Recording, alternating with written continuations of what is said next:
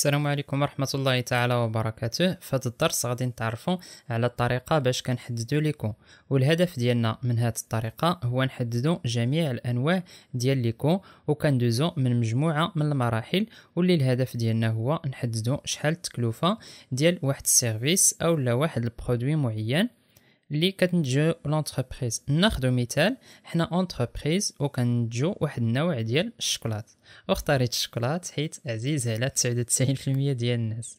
اذا الهدف ديالنا هو نشوفوا هاد الشوكولات الطريقه اللي كنتبعوا باش نوصلوا للتكلفه الاجماليه ديالو.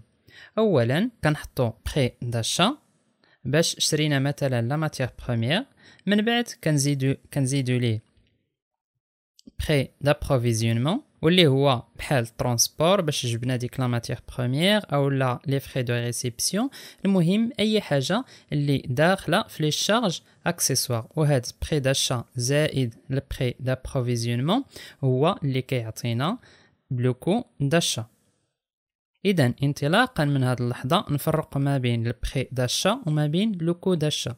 البري داشا كيعني لينا داك الثمن باش شرينا لا ماتيير بروميير. فاش كنزيدو لي بري دابروفيزيونمون يعني مثلا خلصنا الخدامه اللي هبطوا لينا ديك لا ماتيير بروميير او لا ترونسبور او لا اي حاجه خسرناها على ديك لا ماتيير بروميير باش نوصلوها، هي اللي كتسمى بلوكو داشا. يعني فاش كنزيدو البري دابروفيزيونمون زائد بري داشا كيعطينا لوكو داشا. من بعد كندوزو للمرحله الثانيه واللي كناخذوا هاد لوكو داشا اللي حسبنا وكنزيدو عليه لي فري دو برودكسيون.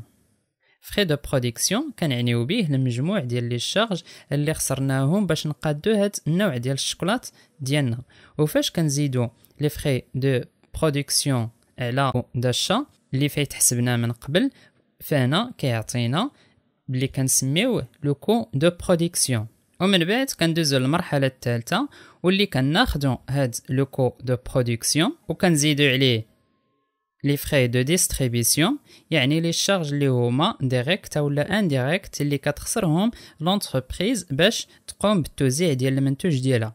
وفاش كنجمعوا هاد جوج يعني لوكو دو برودكسيون و فري دو ديستريبيسيون، فهنا كيعطينا لوكو دو ريفيان.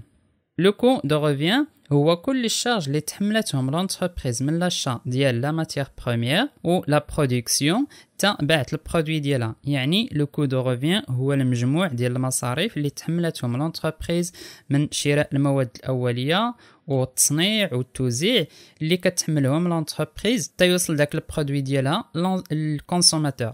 ومن بعد لونتربريز كتحدد البري دو فونت اللي كيكون طبعا كبر من لو كود ريفيان باش يكون عندها واحد لا مارج دو بينيفيس. دابا غنتعرفوا على هاد الامور اللي قلنا كيفاش كنقادوهم في لي طابلو باش يكونوا لي كالكول ديالنا مضبوطين ومنظمين. اولا كيكون عندنا طابلو دو ريبارتيسيون دي شارج انديريكت واللي كنا تعرفنا عليه، وكيكون على هاد الطريقه كيكون عندنا لي زيليمون توتال سيكسيون اوكسيليير و سيكسيون برينسيبال. من بعد كيكون عندنا سيكسيون اوكسيليير مقسم لادمينستراسيون و لونتروتيان مثلا، و سيكسيون برينسيبال تا هو كذلك مقسم لي سونتر داكتيفيتي اللي كنلقاو فيه لابروفيزيونمون اتوليي ديستريبيسيون.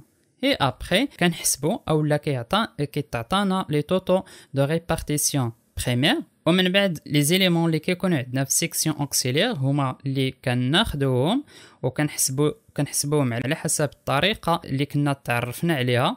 يعني لي شارج ديال لادمينستراسيون ديال لونتروتيان كنعاودو نقسموهم على سيكسيون برينسيبال على حسب لي كلي دو ريبارتيسيون اللي كيتعطاوكم.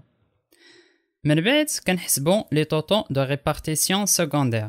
اي ابري كنحددوا ناتور دي زونيتي دوفر، وكنا فايت شرحناهم بطريقه باش كنحددوهم وتعرفنا عليهم بلي انه كاينين جوج الانواع، كاينين لينيتي فيزيك وكاينين لي زونيتي مونيتير. ابري كنحددوا النومبر دونيتي دوفر، واخر حاجه كنحددوها هي لو كو دو لونيتي دوفر. اذا هادو هما الامور اللي كيتعلقوا بالطابلو دو ريبارتيسيون دي شارج انديريكت، وهذه هي اول حاجه كنديروها. ابري فاش كنحددوا هاد الطابلو دو ريبارتيسيون دي شارج انديريكت كندوزو للمرحله الثانيه، هي فاش كنحددوا لو كو داشا. بالنسبه باش نحددوا لو كو داشا فكنستعملوا هذا الطابلو اللي كيكون عندنا على هذا الشكل. كيكون عندنا اليمون الكونتيتي كو يونيتير والمونطون. فاول حاجه كنحطوها في الطابلو ديالنا هما لي شارج ديريكت. ولي شارج ديريكت كيكونوا عندنا بحال مثلا بري داشا. وبالنسبه لي شارج انديريكت كيكونوا عندنا في سيكسيون ابروفيزيونمون واللي كنجيبوهم من الطابلو دو ريبارتيسيون دي شارج انديريكت. اي ابري كنحسبوا لو كو داشا ديالنا. فاش كنكملوا هذه المرحله الثانيه وحددنا لو كو داشا كندوزو للخطوه الثالثه هي فاش كنديروا لو كونط دانفونتير بيرمانون دو ماتيير بروميير.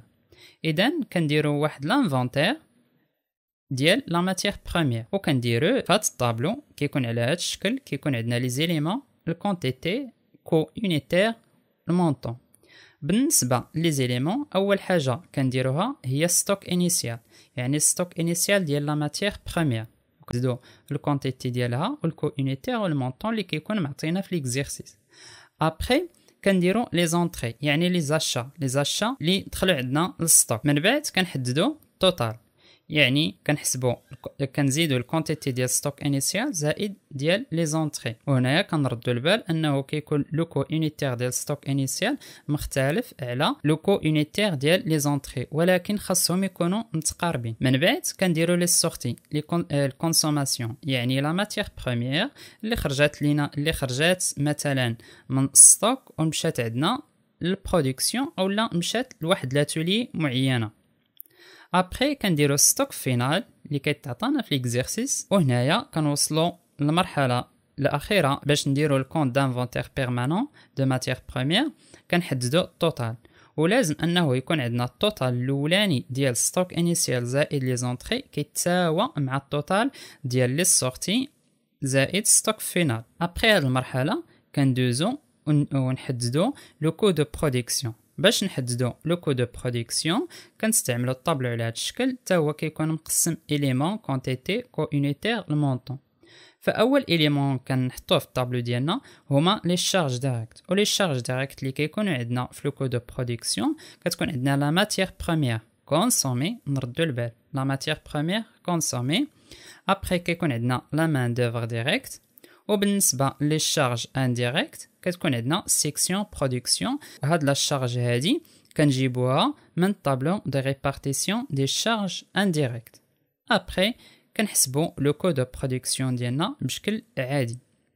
من بعد المرحله فاش حددنا لو كو دو برودكسيون كنديرو كونط دانفونتير بيرمانون دو برودوي فيني. حتى هو نفس الشيء. كيكون عندنا الطابلو على 4 ديال الاجزاء اليمون كونتيتي كو يونيتير المونطون. بالنسبه للاليمون كنديرو ستوك انيسيال ديال لي برودوي فيني. كنديرو لي زونطري يعني البرودكسيون شحال نتجنا في داك الشهر المعين. ونعاود نذكر لا كونطابيليتي اناليتيك فهي كنخدموها على حسب كل شهر، يعني اغلبيه ديال التمارين اللي غادي تلقاو راه تلقاوهم كنخدموا على حسب الشهر. ابري كنحسبوا التوتال. كنديرو التوتال ديال ستوك انيسيال زائد ديال لي زونطري، يعني الكونتيتي ديال ستوك انيسيال زائد الكونتيتي ديال لي زونطري. وبالنسبه للمونطون فكنديرو المونطون ديال ستوك انيسيال زائد المونطون ديال لي زونطري. وهاد المونطون هذا كنقسموه على لا كونتيتي اللي عندنا وكنلقاو لو كو يونيتير. فهاد الشيء غادي نشوفوه في واحد ليكزيرسيس باش نطبقوه ويبان لكم اكثر. ابري كنديرو لي سورتي يعني لي فونت، يعني من بعد ما درنا البرودكسيون فلي سورتي هنايا ديال لي برودوي فيني طبعا كيكونوا هما لي فونت يعني الامور اللي بعنا. شنو كنزيدو عليهم؟ كنزيدو عليهم ستوك فينال يعني الامور يعني ستوك فينال ديال البرودوي فيني. والمرحله اللي كتجي من بعد هي كنحددو التوتال ديال لي سورتي زائد التوتال ديال ستوك فينال. ولازم انه يكون عندنا التوتال الاول يعني ديال ستوك انيسيال زائد لي زونطري كيتساوى مع السورتي زائد ستوك فينال. اي ابري كنحددو لو كو دو ريفيان. باش نحددو الكو دو ريفيان كنستعملو هاد الطابلو اليمون كونتيتي كو يونيتير المونطون. اول اليمون كنكتبوه بالنسبه لو كو دو ريفيان هما لي شارج ديريكت. وفي لي شارج ديريكت كنلقاو لو كو دو برودكسيون دي زونيتي فوندو.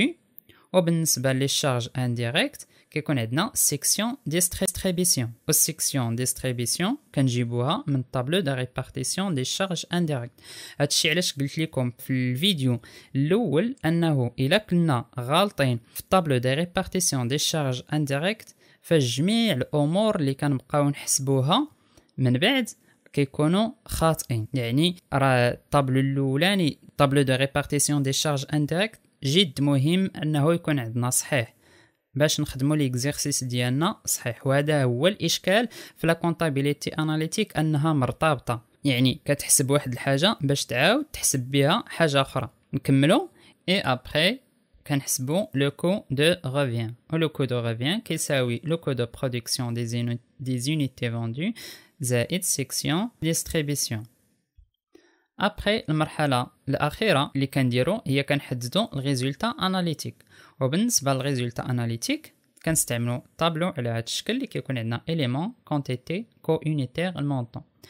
يعني بالنسبه لي طابلو فهما متشابهين بالنسبه لجميع المراحل. بالنسبه لي زيليمون كنحطوا اولا بري دو فونت، يعني الثمن باش بعنا البرودوي ديالنا، وكنقصوا منه لو كو دو ريفيان. ولو كو دو ريفيان قلنا هو لو كو اللي فيه جميع لي شارج اللي تصرفوا على داك البرودوي باش يتقاد، يعني تيوصل للكونسوماتور. ابري كنحددوا الريزولتا اناليتيك. اذا الريزولتا اناليتيك كتساوي البري دو فونت ناقص لو كو دو ريفيان. وهنايا كنعرفوا بالنسبه للبرودوي ديالنا واش حنا رابحين فيه او لا كنخسروا فيه.